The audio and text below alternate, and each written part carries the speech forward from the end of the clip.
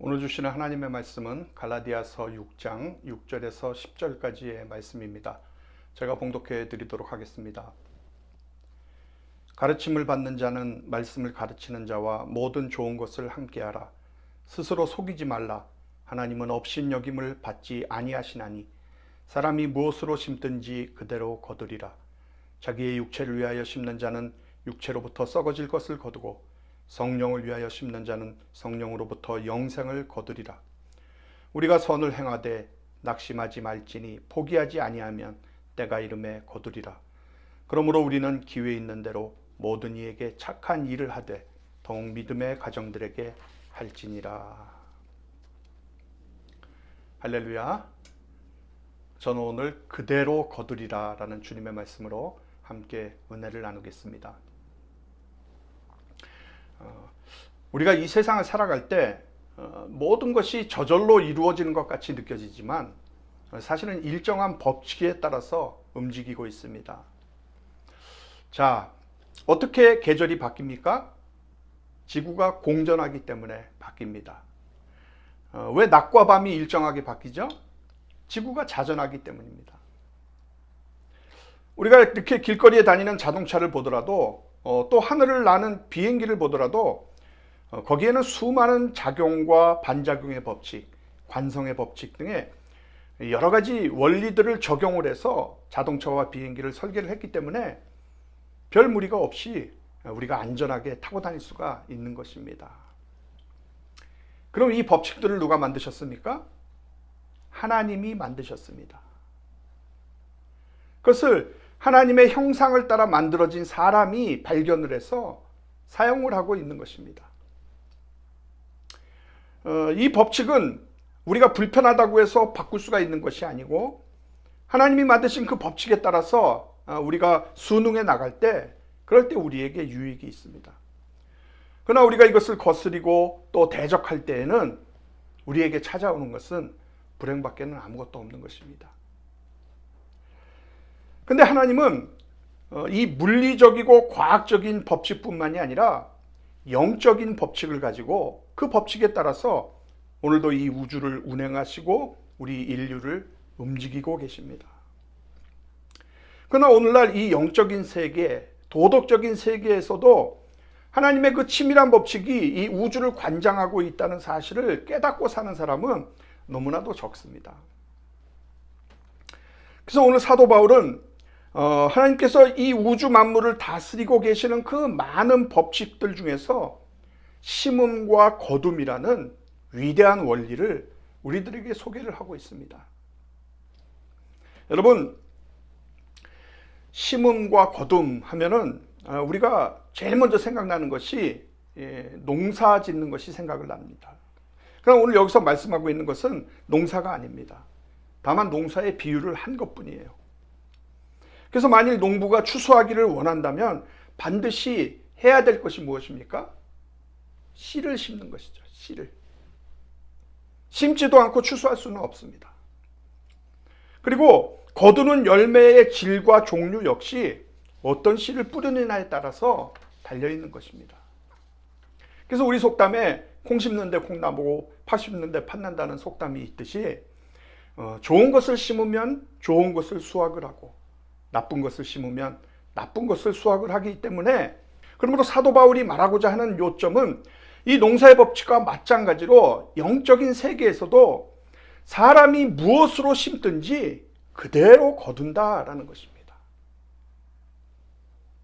그래서 욥기 4장 8절에 보면 사람이 악을 밭갈고 독을 뿌리면 멸망을 거둘 것이라 하고 했고 호세아 8장 7절에서는 너희가 바람을 심었기에 광풍을 거둘 것이다 라고 했습니다. 무슨 말씀이에요? 하나님의 심판을 거둘 것이다 라는 것이죠. 이 영적인 법칙은 하나님의 법칙이기 때문에 아무도 바꿀 수가 없습니다. 그리고 이것을 강조하기 위해서 바울은 한 가지 사실을 덧붙입니다. 그 사실이 바로 오늘 본문 7절에 스스로 속이지 말라. 하나님은 업신여김을 받지 아니하시나니 라는 말씀입니다. 왜 스스로 속이지 말라고 하죠? 이 사람의 얄팍한 본성이 뭐냐 하면 심는 것은 조금 해놓고 거두는 것은 많이 하고 싶어 합니다. 나쁜 것을 심어놓고 좋은 것을 얻고자 하는 것이 사람의 얄팍한 본성입니다. 그래서 우리가 신앙생활을 하면서 주님 앞에 헌신도 하지 않고 성경 공부도 하지 않고 기도도 하지 않고 자기의 영이 자라기를 기대를 한다면 어떻게 그럴 수가 있느냐라는 것이죠. 무엇이든지 심는 대로 거두는 것이 영적의 추수의 원리인데, 여러분, 하나님은 업신여김을 받지 아니하시니라는 뜻은 손가락으로 코를 이렇게 위로 눌러서 들창코의 모습을 하는 것을 말합니다. 즉 하나님을 조롱하는 거예요. 하나님, 당신은 바보입니다. 이렇게 얘기하는 거예요. 그래서 세번역 성경에는 하나님은 조롱을 받으실 분이 아니십니다 라고 했습니다. 목사님, 우리가 어떻게 하나님을 조롱할 수가 있겠습니까? 라고 말하실 분도 계시겠지만, 심지도 않고 거두려고 하고 악한 것을 심어놓고 거룩한 것을 거두려는 그 사람은 지금 하나님을 향해서 하나님을 조롱을 하고 있다는 거예요. 그래서 바울은 오늘 본문의 말씀을 통해서 우리가 어떤 것을 심어야 되는지에 대해서 구체적으로 세 가지를 들어서 말씀을 하고 있습니다. 첫 번째는 말씀을 가르치는 자를 위해서 좋은 것을 심으라고 합니다. 본문 6절의 말씀입니다. 가르침을 받는 자는 말씀을 가르치는 자와 모든 좋은 것을 함께하라. 여기에 좋은 것이라고 하는 말은 영적인 것과 물질적인 것을 포함하는 좋은 것입니다. 사도 바울은 헬라 세계에서 살았지만 영적인 것은 좋은 것이고 물질적인 것은 나쁜 것이다 라는 이 이원론을 인정을 하지 않았습니다. 물질도 하나님의 영광을 위해서 사용되면 좋은 것이죠. 근데 물질이 문제가 되는 것은 하나님과의 관계가 없이 그것을 물질만을 추구하기 때문에 물질 자체가 우상이 될 때 그것이 문제가 되는 것이라는 겁니다. 그렇기 때문에 모든 좋은 것을 함께 하라고 이렇게 말씀하고 있는 거예요. 함께 하라라는 말은 어떤 사람과 함께 그가 가지고 있지 않은 어떤 것을 나누어 주는 것을 의미합니다. 영적인 교제, 정신적인 교제, 물질의 나눔을 모두 포함하고 있는 것입니다.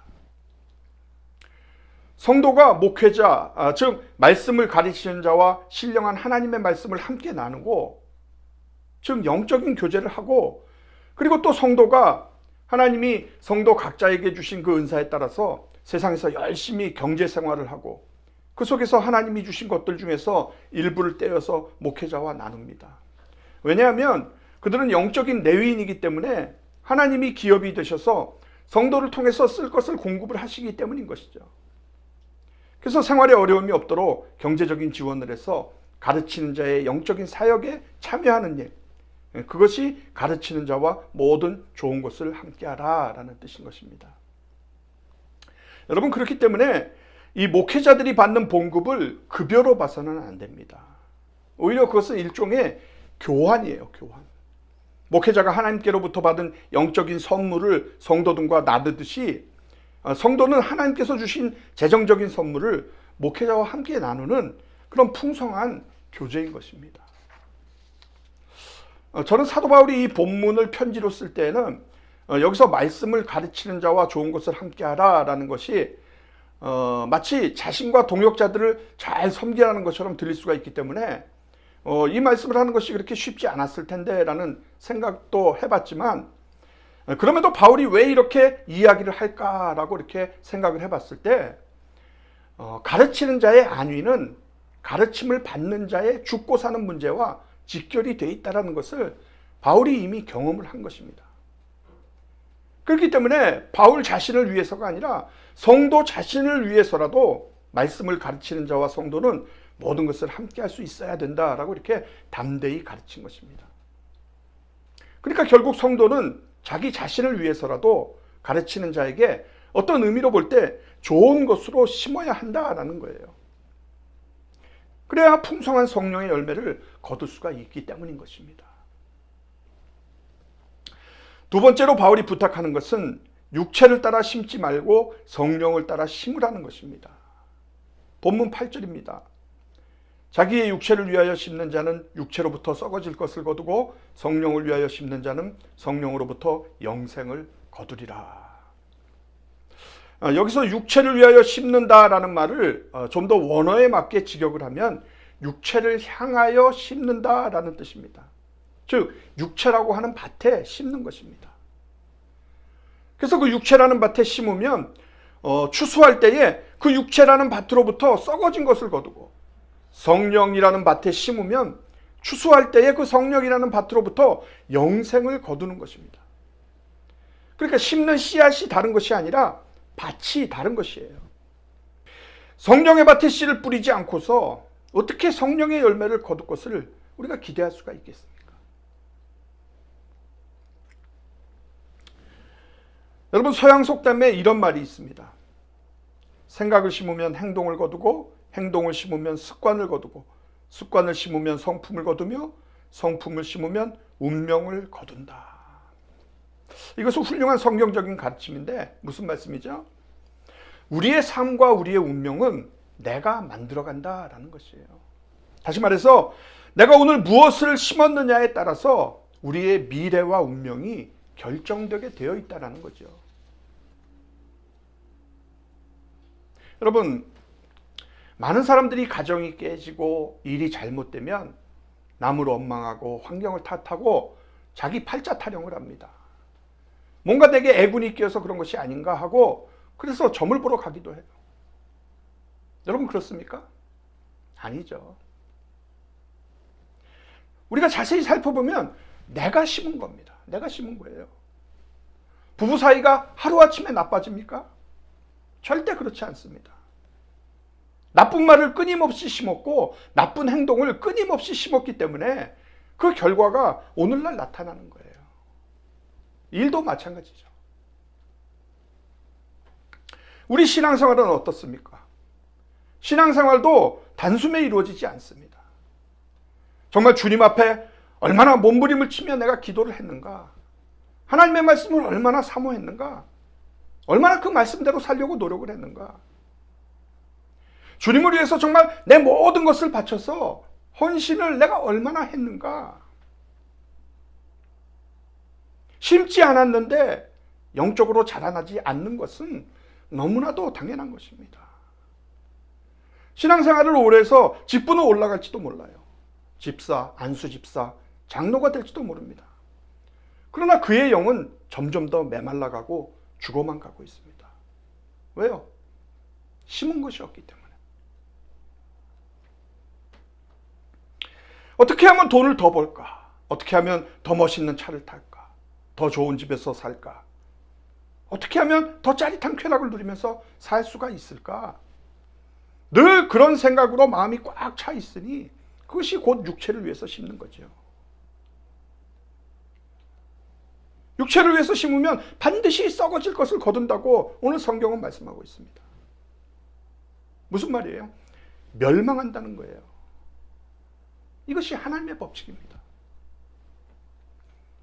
그러나 늘 우리의 생각을 하나님 나라와 하나님의 일에 관심을 갖고 아침에 일어나면 먼저 기도부터 하고 말씀을 묵상하고 내 마음에 잘못된 생각이 들어올 때면 그 성령님께 아뢰고 또 늘 찬양을 하려고 하고 그리고 교회와 성도들을 생각하고 하나님의 일에 내 생각을 집중시키는 것이 바로 성령을 위해서 심는 거거든요. 그럴 때 우리는 그리스도의 장성한 분량에 이르기까지 그렇게 자라가게 되고 그래서 성령의 열매를 맺게 되고 그 성령의 열매로부터 영생을 거두는 것입니다. 마지막으로 바울은 이 땅에 사는 동안에 선행을 심으라고 합니다. 본문 9절과 10절 말씀을 같이 보겠습니다.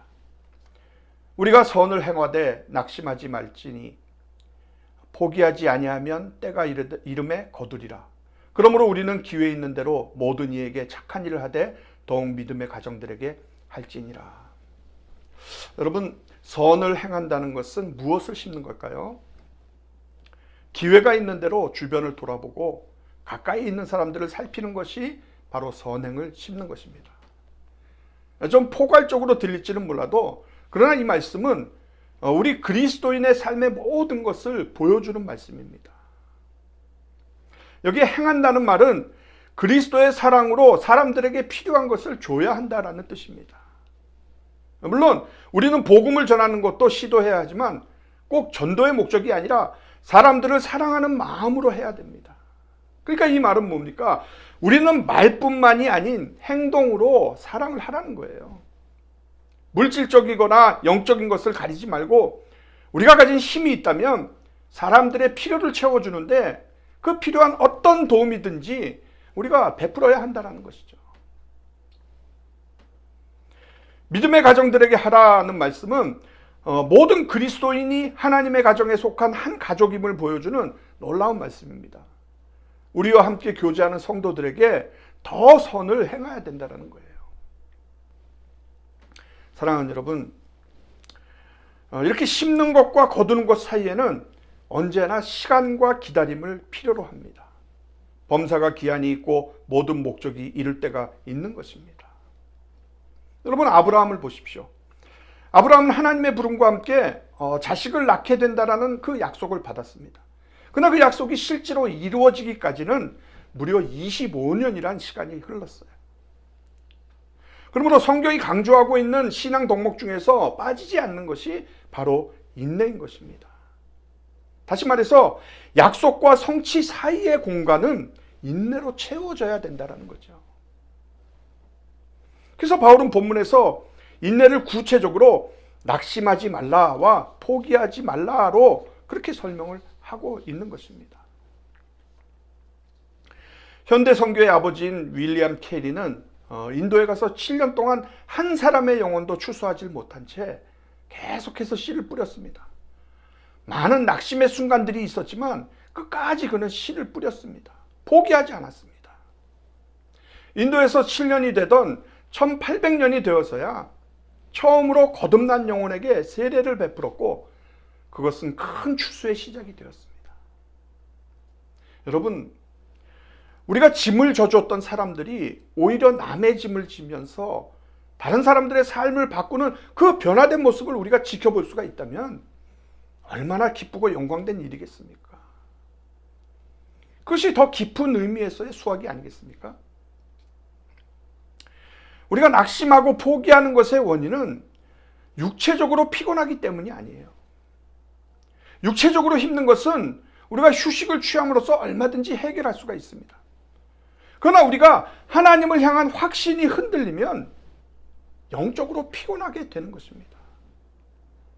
그래서 본문에서 말씀하고 있는 포기하지 않으면은 그 영적인 피곤을 극복하고 하나님의 섭리와 역사를 확신하는 살아있는 신앙을 의미하는 것입니다. 그것이 하나님의 말씀에 순종하며 거둠의 때를 기다리는 인내인 것입니다. 자, 그런데 우리가 오늘 본문의 말씀들을 배우면서 좀 더 깊이 있게 생각해야 할 것이 있어요. 우리는 율법에서 해방이 되었기 때문에 더 이상 행위와 책임이라고 하는 테두리에 원인과 결과라고 하는 그 인과관계의 원리 아래에 있지는 않습니다. 하나님이 주시는 영생이라는 것이 우리의 보잘것없는 그 행위로 대한 보상일 수가 없는 거죠. 하나님은 그것을 은혜로 주십니다.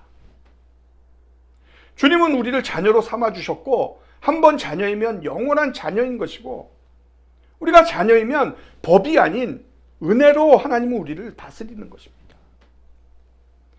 그래서 우리가 자녀로서 그 아버지의 마음을 알고 그 사랑을 알아서 우리를 부르신 그 길을 향해서 우리가 자원함으로 기쁨으로 순종함으로 달려가야 하는 것입니다. 그러나 우리가 한편으로는 우리 마음속에 아직도 육체의 소욕을 따르고자 하는 그 죄된 본성이 남아있기 때문에 그래서 여전히 치열한 영적 전투의 상황에 우리가 서 있기 때문에 우리는 더욱더 성령을 따라서 사는 삶을 우리가 힘써서 살아가도록 해야 하는 것입니다. 사랑하는 성도 여러분, 언젠가 하나님이 우리의 열매를 평가하실 날이 올 것입니다. 각자의 씨와 땅은 다르지만 우리가 씨를 뿌린 이후에는 분명하게 수확이 따를 것입니다. 육체를 위하여 심은 자는 썩어질 것을 거둘 것이고 성령을 위하여 심은 자는 영생과 계속해서 깊어지는 우리 하나님과의 교제를 거둘 것이고 이웃과 특별히 공동체의 선행을 심는 자는 자신이 섬기는 사람들의 삶에서 좋은 수확을 얻고 또 자신을 위해서는 하나님으로부터 영원 속에서 보상을 거둘 것입니다. 지금 여러분은 어떤 열매를 맺고 계십니까? 혹시 여러분이 맺고 있는 열매가 불만족스럽지는 않으십니까? 그렇다면 오늘 사도 바울의 이 마지막 경고에 다시 한번 귀를 기울이시기 바랍니다. 사람이 무엇으로 심든지 그대로 거두리.